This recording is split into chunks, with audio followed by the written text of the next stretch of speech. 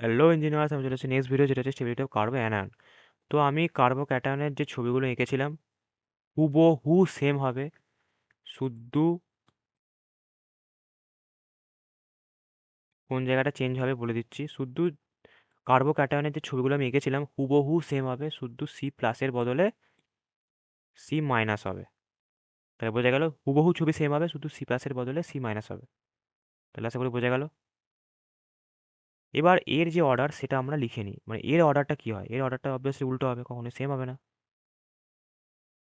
তো এর অর্ডারটা আমরা লিখে নিই, যেটা হচ্ছে প্রথমেই হবে CH3 মাইনাস, শুদ্ধ সি প্লাসের বদলে সি মাইনাস হবে ছবিগুলোতে। আর যেখানে তোরা কার্বো ক্যাটায়ন বলছিলি ওখানে শুধু কার্বো অ্যানায়ন বলবি। আর এটা হচ্ছে একটা মিস্টেক হয়েছে, যেটা হচ্ছে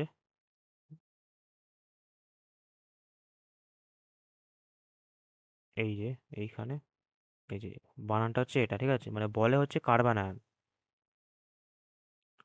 ওখানে একটু মিস্টেক ছিল, ওটা ঠিক করে নিবি, ওটা কার্বায়নায়ন হবে। মানে কার্বো ক্যাটায়ন যেমন একটা ও এক্সট্রা থাকছে, কিন্তু এর ক্ষেত্রে ও কিছু এক্সট্রা থাকে না, ওই একসাথেই কার্বা অ্যানায়ন।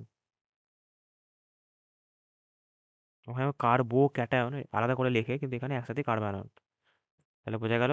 এটাই জাস্ট বলে যাচ্ছিল, ওটা ওই ফার্স্ট যে ভিডিও ওখানেও ভুল হয়ে গেছে, ওটা তোরা একটু ঠিক করে নিবি, তার জন্য সরি। এর যে অর্ডারটা সেটা দেখে নি, ফার্স্টে এখানে জাস্ট উল্টো, পুরো উল্টো। যে ট্রেনটা কার্বো ক্যাটায়নের ছিল সেটাকে রিভার্স করে দিবি। CH3 মাইনাস এবার কি আঁকাতে কি চেঞ্জ হবে, সি প্লাসের জায়গায় সি মাইনাস হয়ে যাবে।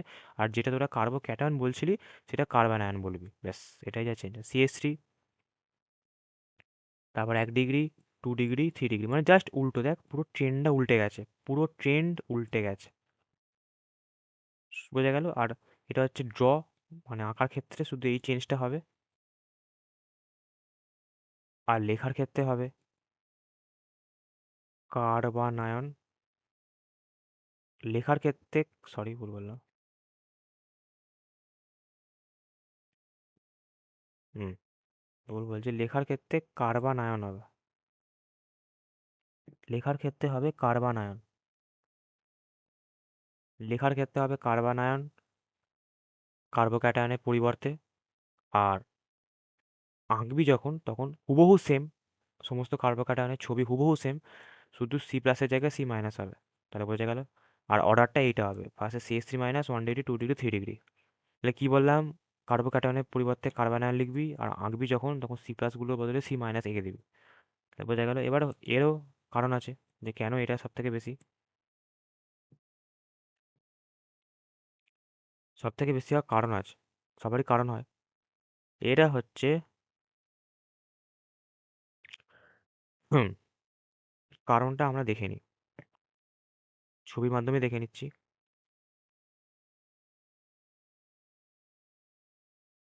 শুধু CH3টা দেখাচ্ছি, CH, মানে শুধু যার বেশি, কেন বেশি সেটা দেখাচ্ছে, এইচ, আর এটা হচ্ছে মাইনাস, ঠিক আছে। এবার কেন এর সব থেকে বেশি, এখানে প্রথম কথা ক্যাটায়ন আছে। ক্যাটায়ন মানে কি, ইলেকট্রনের ভ্যাকেন্সি নয়, ইলেকট্রন বেশি আছে। তাহলে মানে সি মাইনাস মানে হচ্ছে বেশি ইলেকট্রন আছে। তাহলে প্রথমে একটা জানলাম আমি, বেশি ইলেকট্রন আছে। এবার CH3 যে গ্রুপটা, সেটা হচ্ছে প্লাস আই এফেক্ট শো করে, মানে হচ্ছে ইলেকট্রন পুশ করে। মানে অ্যাকচুয়ালি যদি আমি কথাটাকে এমনি ঘুরিয়ে বলতে চাই, তাহলে হচ্ছে ডোনেট করে। মানে ঘুরিয়ে যদি আমি কথাটা বলি, তাহলে আলটিমেট হচ্ছে সে পুশ করা মানে কি, নিজের থেকে সরিয়ে দেওয়া, মানে আলটিমেট ডোনেট করা। তাহলে ভালো করে জিনিসটা বোঝ, এখানে মাইনাস, মাইনাস আছে, বেশি ইলেকট্রন আছে। এবার এই চারদিক থেকে যদি এমন একটা কেউ থাকতো, ইলেকট্রন এর দিকে পুশ করছে, একেতে সি এর মাইনাস, মানে সি এর বেশি ইলেকট্রন আছে। আবার চারদিক থেকে এমন কিছু জন ইলেকট্রন পুশ করছে যাদের অতিরিক্ত ইলেকট্রন আছে।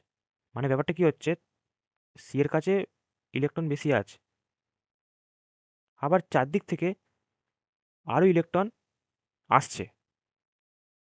তার ফলে কি হবে? রিপালশন বাড়বে।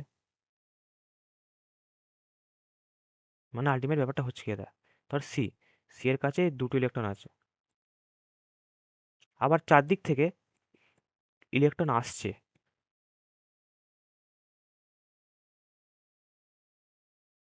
মানে এটা ওপর থেকে এলো, এটা এদিক থেকে এলো, এটা এদিক থেকে এলো। তাহলে একের কাছে ইলেকট্রন আছে, আবার এই ইলেকট্রনগুলো আসছে।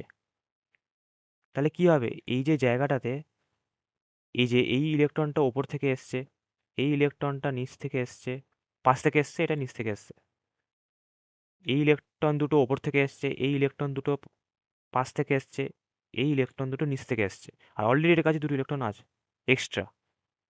তাহলে তোরা নিজেরাই দেখতে পাচ্ছিস এই জায়গাটাতে একটা ঘিঞ্জি তৈরি হয়েছে, যেগুলো সাইড থেকে আসছে, এবং ওর কাছে যেহেতু দুটো এক্সট্রা ইলেকট্রন আছে, তার ফলে এই জায়গাটাতে, যে জায়গাটা কালো দিয়ে সার্কেল পাকালাম, এই জায়গাটাতে একটা ঘিঞ্জি সৃষ্টি হচ্ছে।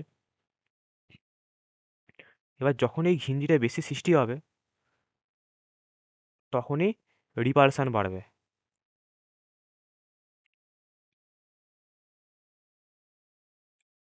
তখনই রিপালশন বাড়বে। যখনই রিপালশন বাড়বে, তখনই স্টেবিলিটি কমবে।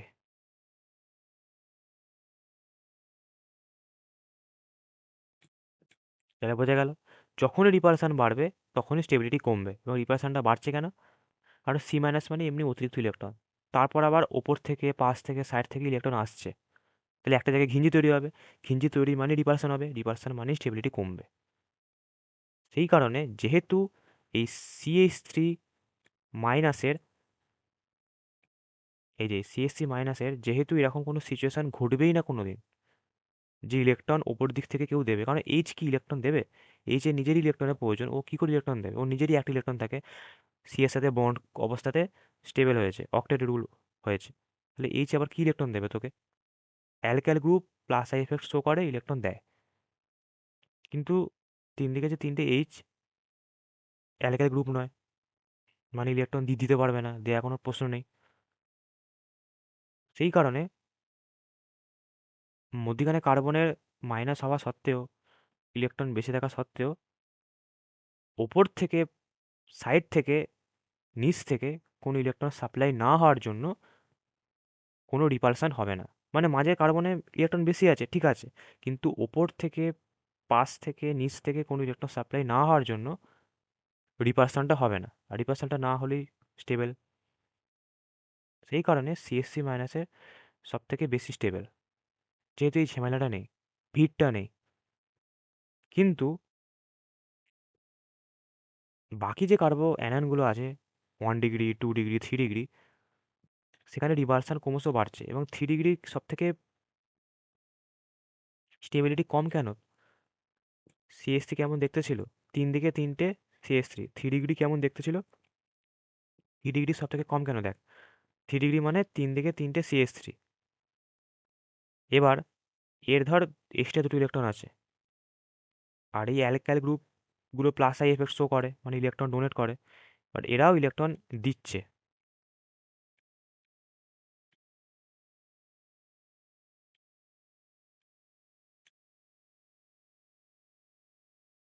এবার মাঝে কার্বনের দুটো ইলেকট্রন আছে, আর ওপর থেকে আবার, নিচ থেকে আবার, আর পাশ থেকে, মানে এই কার্বনে অলরেডি দুটো ইলেকট্রন আছে ধর, মনে কর, মানে দুটো ইলেকট্রন বেশি আছে। এবার ওপর থেকে, নিচ থেকে, সাইড থেকে এই CH3 গুলো যেহেতু প্লাস আই এফেক্ট শো করে, ইলেকট্রন দিচ্ছে মাঝের কার্বনের দিকে। সেই কারণে কি হচ্ছে ভালো করে দেখ, এই জায়গাটাতে একটা ঘিঞ্জি সৃষ্টি হচ্ছে, তাই না? এই জায়গাটাতে একটা ঘিঞ্জি সৃষ্টি হচ্ছে। এবার যেহেতু এই জায়গাটাতে একটা ঘিঞ্জি সৃষ্টি হচ্ছে, একটা ভিড় সৃষ্টি হচ্ছে, সেই কারণে রিপালশন শুরু হয়ে যাবে। যখনই রিপালশন শুরু হবে, তখনই স্টেবিলিটি কমবে। তাহলে ওই জন্য 3 ডিগ্রি সব থেকে কম, 3 ডিগ্রি কার্বো ক্যাটায়নের সব থেকে কম, যেহেতু কার্বো ক্যাটায়ন অতিরিক্ত ইলেকট্রন আছে, আবার তুই ওকে ইলেকট্রন দিচ্ছিস চারদিক থেকে, তাহলে অবভিয়াসলি রিপালশন শুরু হবে, এবং রিপালশন শুরু হলেই স্টেবিলিটি কমবে। সেই কারণে 3 ডিগ্রি কার্বো অ্যানায়নের স্টেবিলিটি সব থেকে কম, কিন্তু 3 ডিগ্রি কার্বো ক্যাটায়নের সব থেকে বেশি, কারণ 3 ডিগ্রি কার্বো ক্যাটায়নে কার্বো ক্যাটায়ন কথাটা আছে, এবং কার্বো ক্যাটায়ন মানে ওর ইলেকট্রন দরকার। এবার যদি ওর আশপাশে ইলেকট্রন দেওয়ার লোক বেশি থাকে, তাহলে ওকে ওর অভাবটা বুঝতে দেবে না। ফলে ওই যে একটা সবসময় চিন্তা করছিল, ছটফট করছিল, ওটা আর হবে না, স্টেবল হয়ে যাবে। সেই কারণে 3 ডিগ্রির সব থেকে স্টেবিলিটি বেশি। কিন্তু কার্বো অ্যানায়নের ক্ষেত্রে কি, ওর অলরেডি বেশি ইলেকট্রন আছে, তারপরেও তুমি আবার ওকে প্রচুর দিচ্ছ, অবভিয়াসলি ওই জায়গাটায় ঘিঞ্জি সৃষ্টি হবে, অবভিয়াসলি রিপারশন বাড়বে, এবং রিপারশন বাড়লে স্টেবিলিটি কমবে। কিন্তু এমন যদি হতো যে তোমার কাছে বেশি ইলেকট্রন আছে, ঠিক আছে, কিন্তু তোমাকে আশপাশ থেকে কেউ দেবে না, দেওয়ার লোক নেই, কেউ ঘিঞ্জ সৃষ্টি করবে না, সেই কারণে যদি ঘিঞ্জি সৃষ্টি না হয় তাহলে স্টেবিলিটি খুব বেশি। সেই রকমটা দেখা যায় মিথাইল কার্বোক্যাটায়নের ক্ষেত্রে। এই যে এই কার্বন ক্যাটায়নের নাম হচ্ছে মিথাইল কার্বোক্যাটায়ন। এর ক্ষেত্রে একমাত্র ওই ভিড়টা দেখা যায় না, এবার ভিড়টা দেখা যায় না বলেই ও সব থেকে বেশি স্টেবল। সেই কারণেই ও সব থেকে বেশি স্টেবল। তাহলে বোঝা গেল যে এই অর্ডারটা কেন হয়, এই অর্ডারটা কেন হয় সেটা আশা করি বোঝা গেল।